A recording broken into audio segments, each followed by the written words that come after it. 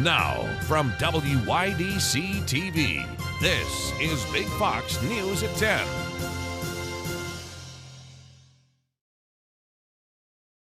Good evening, I'm Anna Manuel. Elmira police and railway officials are investigating after a woman's body was found near train tracks.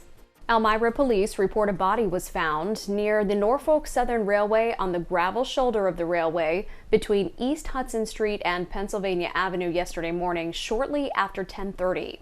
Elmira police and fire departments responded along with Irway ambulance. Police say the person was a 47-year-old female, but her name is being withheld for now.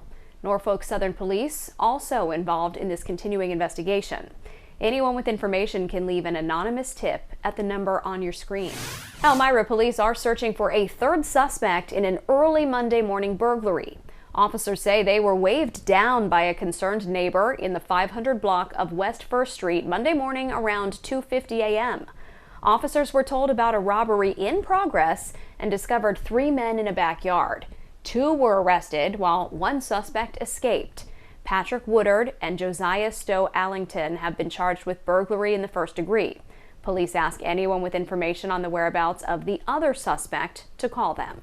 In Hornell, more affordable housing is now available after the Bryant School apartments are officially open. Our Sonia Ellison stopped by the complex to find out about the housing options available to families in the area. Governor Kathy Hochul announced the completion of the Bryant School apartments in Hornell. In 2021, the Bryant School officially closed, but thanks to $14 million worth of state funding through the Homes and Community Renewal Program, the property was converted into 39 affordable housing units for working families in the city of Hornell to rent out. I was the first person put in the building. Just such a wonderful job. Hornell native David Gadsden has been living at the Bryant School apartment since October. Park Grove Realty manages the energy-efficient apartment, which are much higher quality than the limited housing Hornell has. Everything's included. Your heat and air conditioning is included, and your Wi-Fi is free. Everything's brand new. Everything works. All the appliances are brand new. You couldn't ask for anything more. Each tenant also gets access to the laundry room with washers and dryers, the community room, and their own lockable indoor storage units. There's also an exercise room down here. And no 2 units are exactly alike. And I spoke to one of the engineers. None of these apartments are duplicates. They all have their own floor plan. Those with Section 8 housing assistance can use their benefits for these apartments. The City of Hornell IDA awarded the project a pilot agreement. The development is part of a $10 million downtown revitalization initiative investment to help Hornell meet a significant need for workforce housing. The units are also nearby transportation, shopping, and other essentials. You go around the corner, you're right at Save-A-Lot and Walgreens. You're off Tractor Supply. The units are also quite soundproof. I hear nothing. I like the Wi-Fi. And I've met people here. I talk to other residents. I have company come over. I just love it here. Apply quickly at parkgrovellc.com/portfolio. Sonia Ellison, Big Fox News, Hornell. Steuben Historical Society hosts a free program about women in the Civil War on Friday at 4 p.m. at the Bath Centenary Methodist Church. The presentation will feature women who played major roles during the Civil War, like Harriet Tubman, local Red Cross founder Clara Barton, author Louisa May Alcott, and many more accomplished women of the time. House Republicans are finalizing articles of impeachment to bring against Alejandro Mayorkas, while the Homeland Security Secretary claims he is doing his job to secure the U.S.-Mexico border. Rebecca Castor is in Washington with the latest on the border battle. This video shot by Fox at the U.S.-Mexico border in San Diego County, California, shows dozens of migrants walking around a break in the border wall after being dropped off by human smugglers in SUVs. Migrants from China, Turkey, Brazil, and India, all part of the group. Joe Biden has turned every community into a border community with his failed policies. That's what House Republicans claim. And that's why they're going after Biden's Homeland Security Secretary, Alejandro Mayorkas. A House committee will debate for hours on whether to bring articles of impeachment against him. His not executing the laws, that's unacceptable, and he's got to go. In a letter to Congress, Mayorkas points out his team has removed more migrants in the last 3 years than Trump's administration did in 4 years, and says, quote, "I assure you that your false accusations do not rattle me." The sham impeachment of Secretary Mayorkas is a baseless political stunt. After the committee, the full House would eventually have to vote to impeach. But then it would take a 2/3 vote in the Senate to actually remove Mayorkas, and it's unlikely they'll follow suit. Instead, senators are focused on changing immigration policy. They've been working on new legislation for months, but still haven't gotten to the finish line. Speaker Mike Johnson warned if the Senate's border bill is not aggressive enough, it will be dead on arrival in the House. In Washington, Rebecca Castor, Fox News. Toyota is urging owners to stay away from certain vehicles that are linked to airbag issues. The car manufacturer and General Motors say 61,000 vehicles with Takata airbag inflators should not be driven until a fix is made. The recall includes RAV4s from 2004 and 2005, as well as 2003 to 2004 Matrix hatchbacks and Pontiac Vibes. Toyota says the airbags could shoot out shrapnel if they're deployed, which could lead to injuries or death. Owners are advised to contact a dealer for repairs.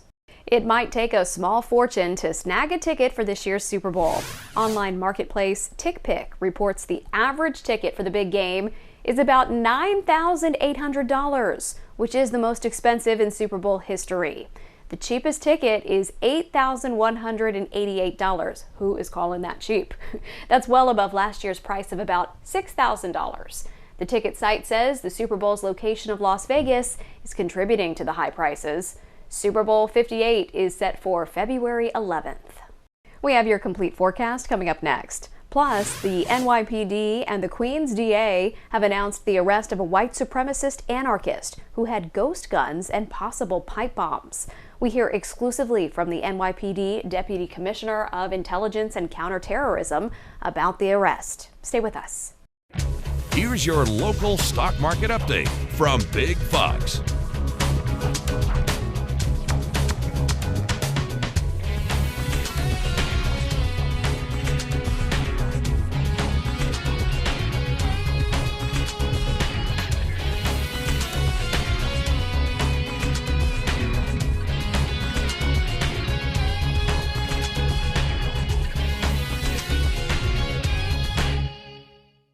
Now, your Twin Tiers forecast from Big Fox. Good evening and happy Tuesday. We've been under a bit more of a roller coaster weather pattern here to round off the end of January, where even last Friday we were nearing record temperatures with 60s on the board. But then we watched our temperatures pull back to even keeping it to a high of about 35 yesterday. But that's where we should be this time of the year, just around those mid-30s. But we're back to talking about working into those 40s at least. Not going to have a surge of warmth, but we're not going to be talking about anything really below normal. What we will be battling though is gloomy skies as we hold on to those great conditions overnight. Temperatures steady into those lower 30s, though back underneath more of that southeasterly flow. So we'll get temperatures even under gray skies back up with highs into those lower 40s, but not much sunshine to see until we head into that weekend forecast. What's going to keep skies gloomy as well is that we are going to have a quick front that is going to come late Thursday into Friday, allowing for some light accumulation, with it being an overnight system though that could allow for some slick surfaces for especially that Friday morning commute, before by end of day Friday into Saturday skies will clear out and we could hold on to a pretty quiet weather pattern into our first week of February. So we'll keep an eye on turning brighter, but we'll have to battle these gray skies here for our Wednesday, our last day of January, where we start off into those lower 30s and climb into those 40s. If we did have some sunshine, we would note temperatures be a little warmer, as we are noting that even after dealing with some active weather, snow melt is happening pretty quickly with this more mild weather pattern and that southeasterly flow. So note that also battling at times will be some of those foggy conditions as moisture stays at the surface underneath that cloud cover. So topping off about 42 does keep us more than around 10 degrees above normal for this time of the year. And that's where our highs will be across much of the area. Watkins Glen there 42 degrees, Binghamton 40, 37 there for Mansfield, Westfield, Wellsboro there 38 degrees.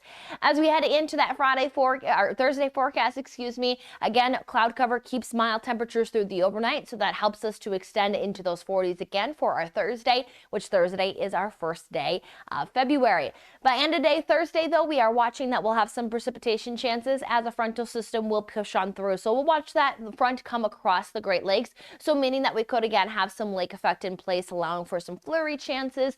With its arrival and these more mild temperatures, we'll have to keep an eye on type, so expect that Friday is going to have some slick morning roadway conditions, as well as keep that northwesterly wind in place, allowing for maybe some continued flakes through especially the Finger Lakes on Friday, before we do stay with that northerly wind there Saturday and Sunday, but it does become lighter. So that's going to, though, force our temperatures to stay into those lower 40s, but a high pressure system is going to fill in from Canada, which is going to keep us under some mostly sunny skies, as well as keep us with some of those near normal temperatures as we work into next week.